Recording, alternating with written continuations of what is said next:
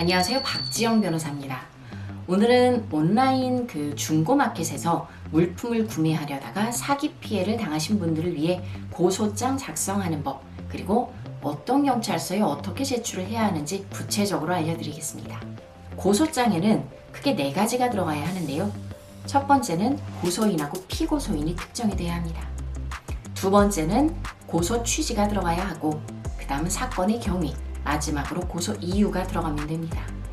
그리고 고소장 뒤에는 증거 자료들을 모두 첨부하셔서 가야 합니다. 구체적으로 하나씩 들여다보겠습니다. 먼저 고소인과 피고소인을 특정할 때 중요한 것은 피고소인을 특정하는 것인데요.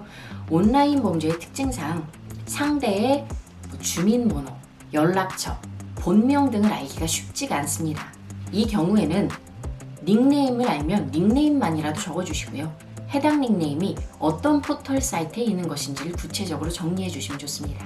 구매를 하려다 보니 아마 연락처를 알고 계시는 경우도 많은데, 그 경우에는 연락처를 꼭 적어 주십시오.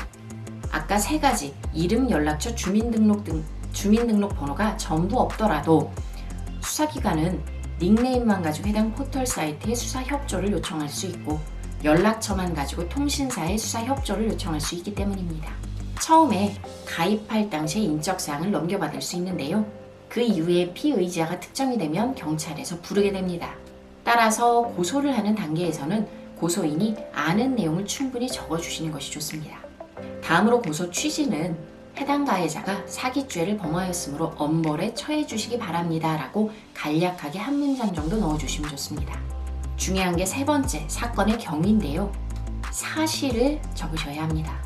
판단이나 주관적인 감정을 넣기보다는 육하 원칙에 따라 가해자가 몇 날 몇 시 언제에 어떠한 내용의 글을 올렸고, 이 글을 보고 해당 계좌에 언제 입금을 하였으나 그 이후에 물품이 오지 않았다.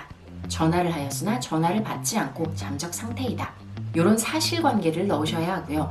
나쁜 놈이고 내가 그래서 너무 불쌍하고 이런 식의 주관적인 판단을 넣는 것은 크게 도움이 되지 않습니다.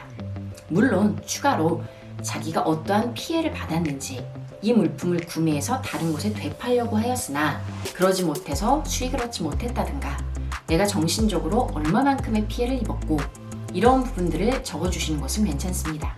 마지막으로 고소 이유인데요. 사건의 경위는 사실관계를 적었다면 고소 이유는 사기죄에 해당하는 법률 요건에 맞추어서 문장들을 정리하시는 것이 좋습니다. 사기죄의 법률 요건은 가해자가 기망행위를 했어야 하고, 속았기 때문에 재물을 넘겼어야 합니다. 이러한 내용이 들어가야 하기 때문에 가해자가 언제 기망행위를 하였고, 이에 속은 피해자는 몇 날 몇 시에 어떤 계좌로 입금을 하였다. 그 이후에 물품이 오지 않았으니 사기죄가 성립한다 라는 취지의 내용이 들어가면 됩니다. 물론 마지막 부분도 사실을 넣는 건 맞지만 요건 사실에 맞추어서 넣는다는 점에서 사건의 경위와 약간은 차이가 있습니다. 해당 내용을 증명할 수 있는 입금 계좌번호가 찍혔던 카톡이라든가, 상대가 물품을 팔겠다라는 내용의 캡처본 글이 있으면 좋고요. 그 다음에 그 이후에 돈이 들어오지 않았다는 부분에 대해서는 가서 진술을 하시면 될 것 같습니다.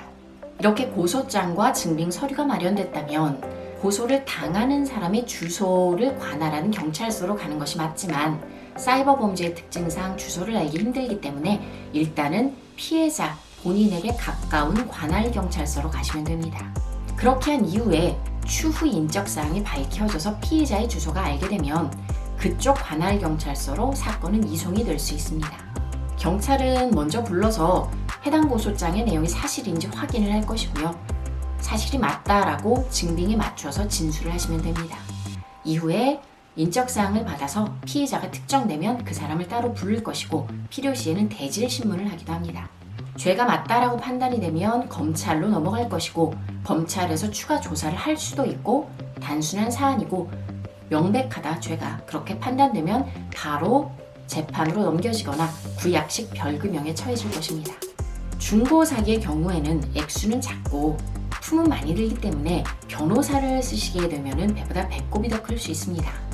따라서 자문 정도만 받으시고 제 영상을 보시고 고소장을 쓰신 후 관할 경찰서를 찾아가시는 것이 좋을 것 같습니다. 추후에 문의사항이 있으면 별도로 연락 주시기 바랍니다. 감사합니다.